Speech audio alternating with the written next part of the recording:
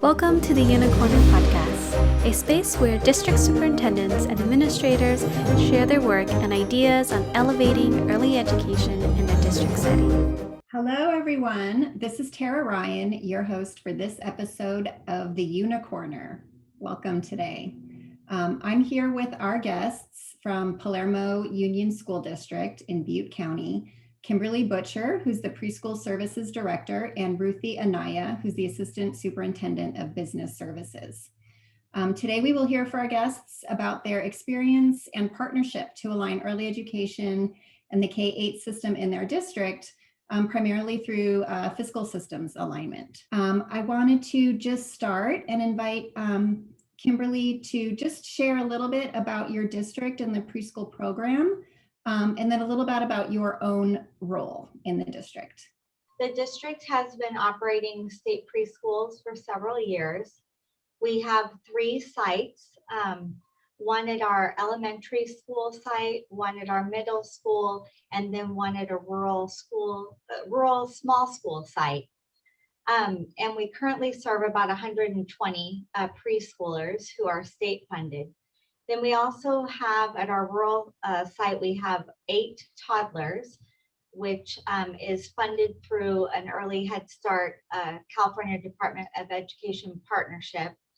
And then most recently, we also added school age care for kiddos who need care on non-school days. Great. And Kimberly, can you just share a little bit about your role? I am a direct support to our early childhood teachers. So I support them in really an instructional excellence model where I do classroom observations and give feedback, give ideas for how they might help a student that is maybe struggling or help them with the differentiating, as well as I maintain the daily operations of the program. So when a teacher needs some materials or supplies, I'm the one that helps them troubleshoot or get those items. I also deal with all the regulatory bodies of the program, which is quite a list.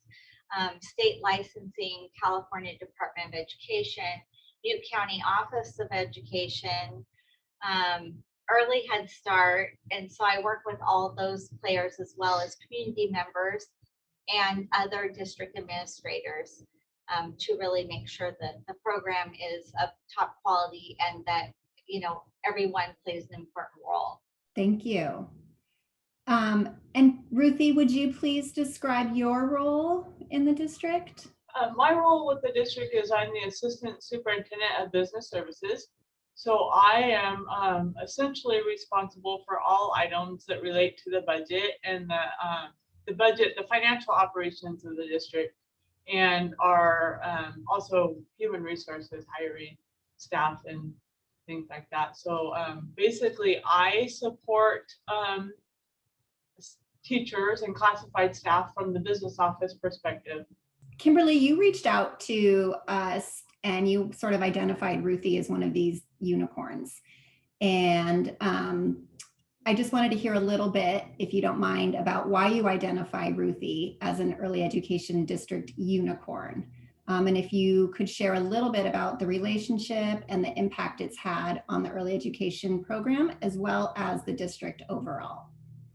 Ruthie and I work directly together to make sure that our fiscal budgets are viable and that we're utilizing our dollars to best serve families. And, I've been in the field for 30 years. I've worked with a lot of superintendents of business services.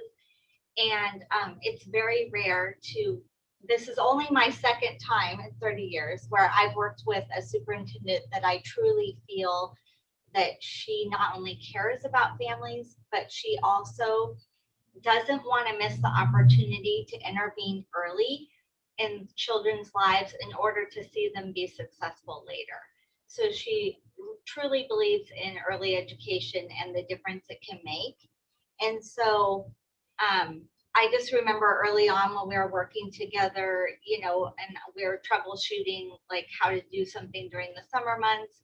And, I could just really tell that she just really wanted to make sure the family was getting that the program was getting to the families that needed it and that we were providing the services they needed. And that's just rare. I mean, typically it's more, did you follow the rules according to and not that we wouldn't do that, of course, too, but that would be the focus is, are we following the fiscal rules? Are we buying what we're supposed to buy? Versus having that real vision of course, we're doing all that because we care about our families and providing them the services. So I really do feel that Ruthie is a rarity. And when I saw your email come through, I was surprised that you were, seeking this out and trying to recognize those that do make a difference in the field, especially those at the administration level. Because I think that as we recognize those in leadership positions, then it just trickles down to where everybody gets better recognized in the field.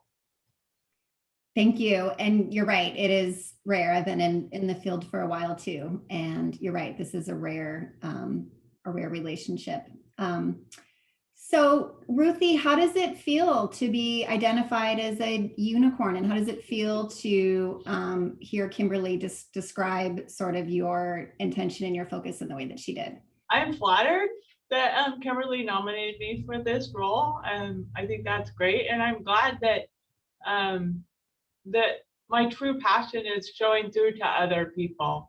It's not, I've always said throughout my career, it's not all about the numbers. It's how can we use that money to best serve our students. And so that's pretty exciting and flattering that I'm being recognized. Thank you. And also Ruthie and I have only worked together for a couple of years. So I came to the district in June of 19. And in that time, we have been blasted by fires and pandemics, and we've had funding opportunities, we've had funding go away. And so for me to acknowledge that she is really unique and special means that she really is, because we've only known each other a short time. It's not like it took years for me to figure out that Ruthie super cares about the families of Palermo, and she cares about them from the get-go, from the beginning. So you've both touched on this a bit already, but is there anything else either of you would share about what you see as the value of early education in a school district? I think in our district, because we are rural and we have a high poverty rate in our district, and so getting these students into the classroom as early as possible is going to help us and our community in the long run. We need to start serving these students as soon as we can, get them accustomed to going to school, get them liking school. And so here at Palermo, they can start with us now as early as 18 months, and they can stay with us all the way through the 8th grade. So it's just, to me, it's a community service, and it's a service to our parents that need to work. Daycare in our area is, there's not a lot of daycare centers available, and it's very expensive. And so there's not a lot of high-paying jobs in our area either for our parents. And so oftentimes they're struggling to find daycare for their kids. And the sooner we can get them into an educational environment, just going to be a win-win for everybody involved. One of the things that was shared with me about sort of one of the unique kind of programs in Palermo with the early education department is your program at the middle school, where I believe the middle school students have an opportunity to kind of get some experience working with young children. Could you share a little bit about that and the impact that that's had on your district? Unfortunately, the pandemic hit as we were making an impact, but we did get almost a full semester. We got one full semester, and then the second semester got cut off. But So I worked with the junior high vice principal to set up what we call IWE, which is, the students getting experience, work experience in the classroom, so independent work experience. So we would schedule students, a couple students throughout the day as they rotate through their periods, where they could come to the preschool classroom and read with younger students, or sit with a younger student while they were having a snack, and just really, we talked to them about how important it was just to converse, just to talk to the preschooler and listen to them.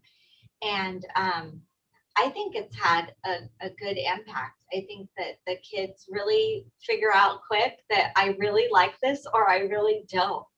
And if they really like it, it means that in the future, they might pursue, a position where they actually get to interact with children who are younger than them.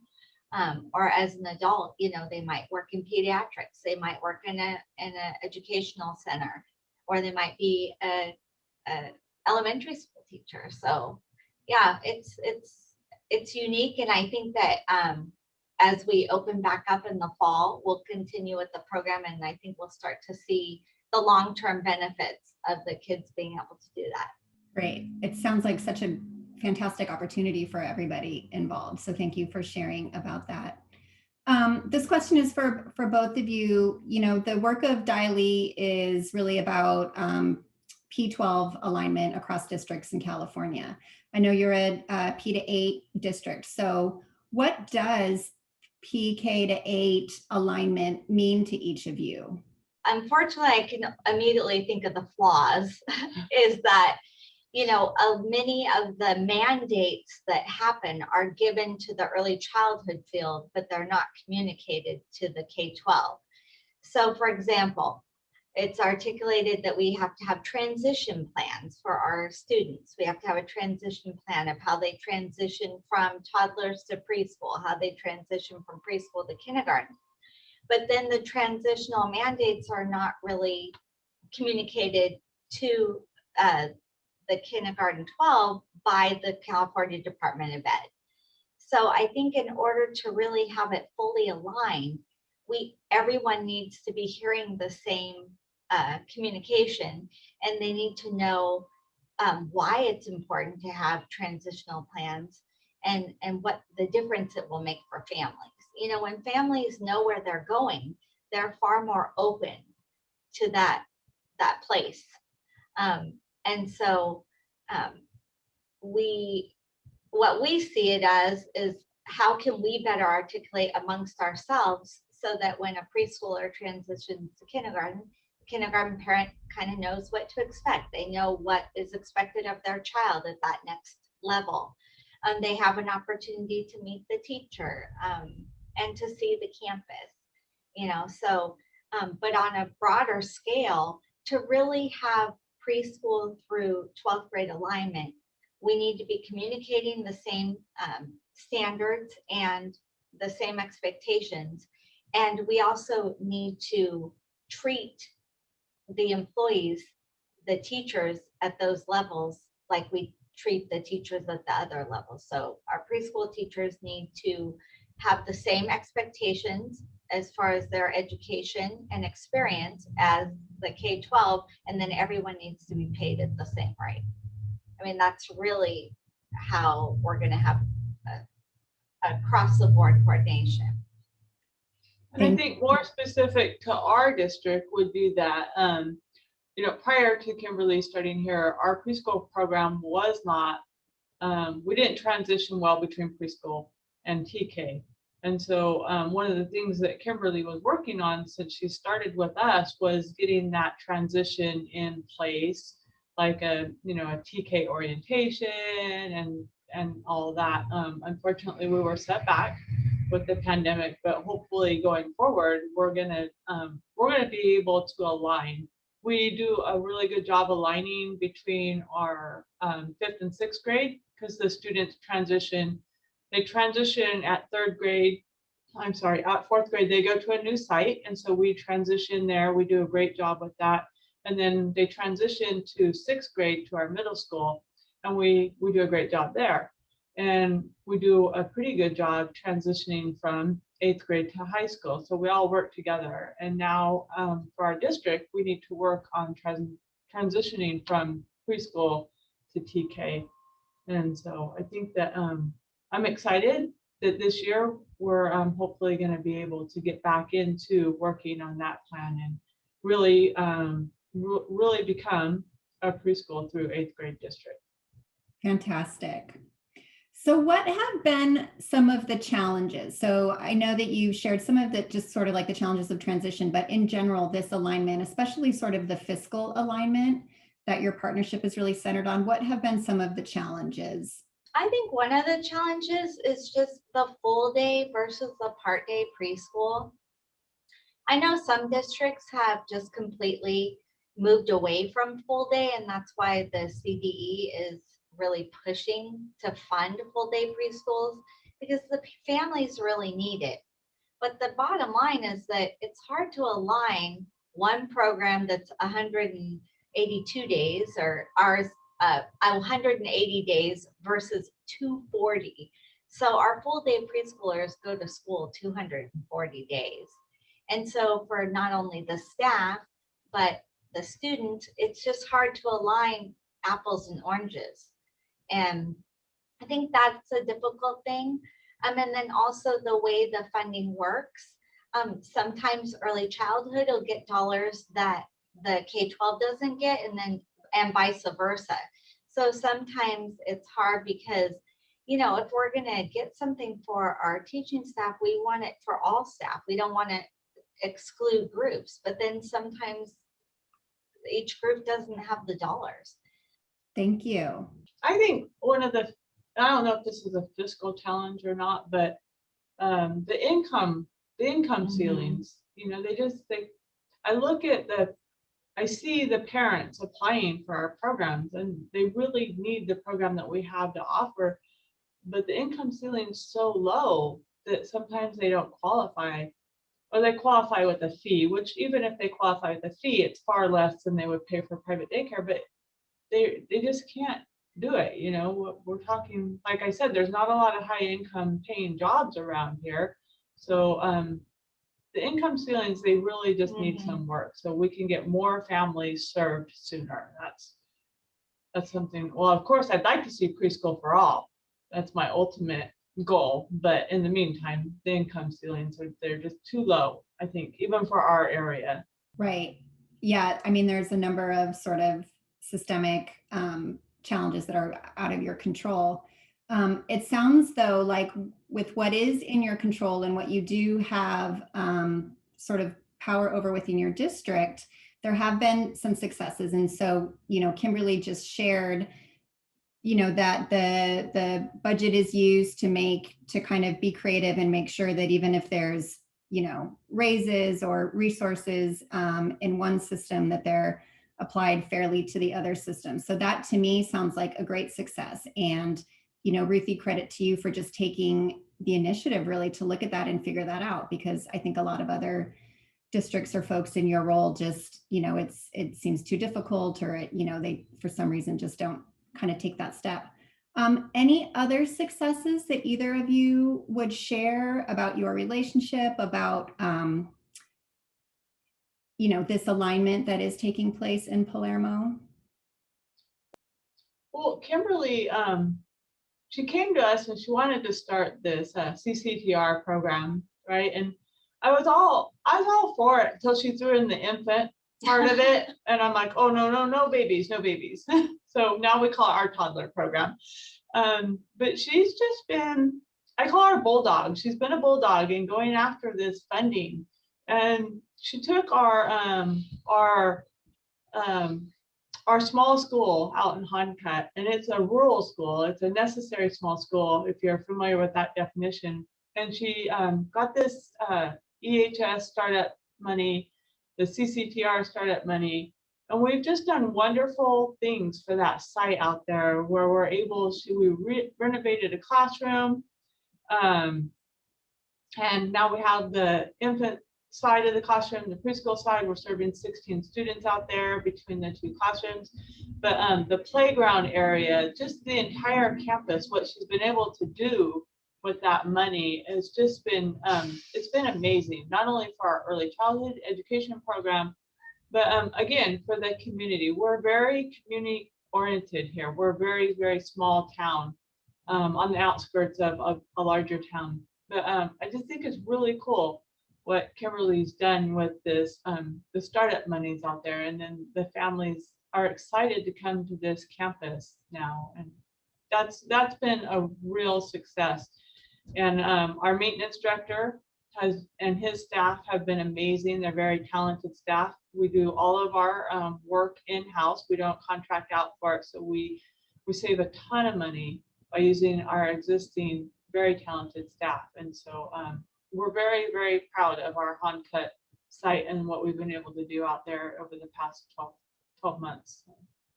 That sort of leads me, Ruthie, to the next kind of question. So you mentioned your maintenance director. So I wanted to just ask about other district leadership. I know you're a small district, but other district leadership and their role in this alignment, or sort of the response to this partnership and alignment that has been built between the two of you.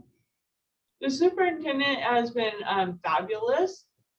And normally it would be the superintendent that worked more closely with Kimberly, but I think Kimberly was kind of attracted to my passion for early childhood education. And so I think we just bonded, and I've kind of taken on that role. And so my superintendent, our superintendent, she, does all the approvals and all that. We take the ideas to her, but she's completely on board with this, very passionate also about early childhood education.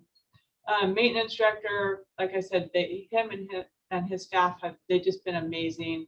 Like whatever Kimberly needs in her preschools, we put in a work order and they just make it happen. One of the things that Diley really focuses on in terms of our, support for districts to kind of increase this alignment is to focus on the visibility of early education with the district. So things like, website prominence, resource materials, just like sort of a common understanding throughout the district, presence at every school. Would either of you kind of speak to that? Like, I notice when I go on your district website, the preschool program is right there on the top of the menu, and it's very easy to find information, and you can really see that it's a prominent part of your district. Has that always been the case, or anything that either of you would share about how you got to that place?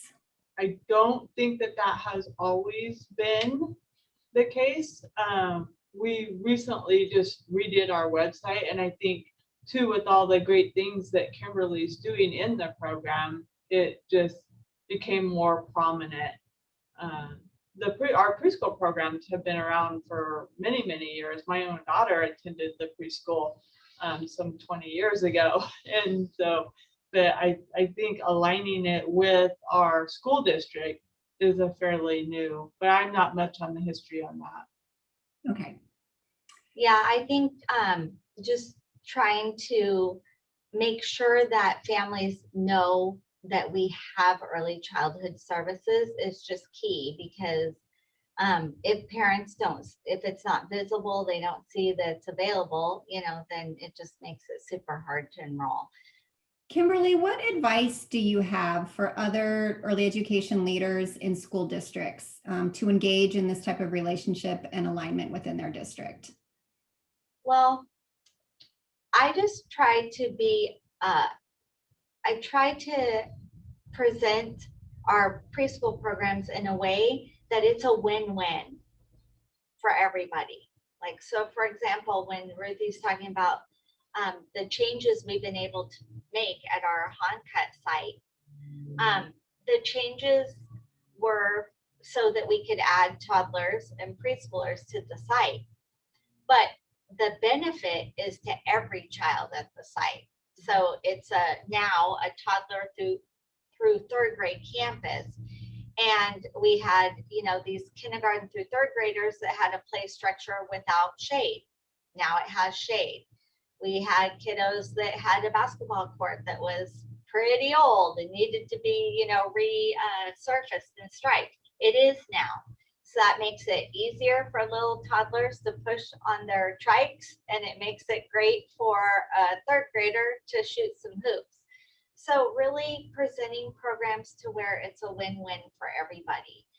Sometimes, we're just so stretched in education that when you add a preschool to an existing elementary or any site, the staff are not seeing it as a benefit. They're seeing it as one more group that needs space, one more group that needs recess minutes, and they don't really see it in a positive light. So as a director, I've always tried to make it to where the people I'm working with at a campus, that they are glad that the program showed up, that they really see the benefits of the program. Ruthie, what would you say to other, school district administrators or leaders, especially those overseeing fiscal systems and budgets, about the opportunities for this type of relationship and alignment? I think it's important that we integrate early childhood education into our entire school environment and to embrace it. It's where we should be starting, capturing these students early, get to know your director, work with them, and just, be an advocate for early childhood. Thank you. Yeah, and I really love working with Ruthie because she's really open to my ideas, but she also is that objective ear that will, be a sounding board, but also tell me, have you thought about this? Maybe you haven't thought about that. And that's really important because,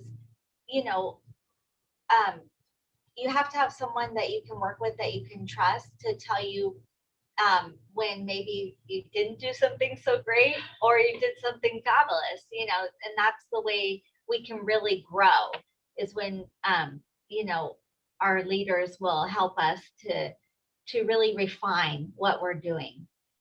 That's so wonderful to hear. So we're getting close to the end of our time. I wanted to ask either one of you if there's anything else that you wanted to share that we haven't covered. I don't think so. We covered a lot. We survived our first podcast. Thanks for joining the Unicorner, a production of the Center for District Innovation and Leadership in Early Education. For more information, visit www.dowE.org or subscribe to our episodes wherever you get your podcasts.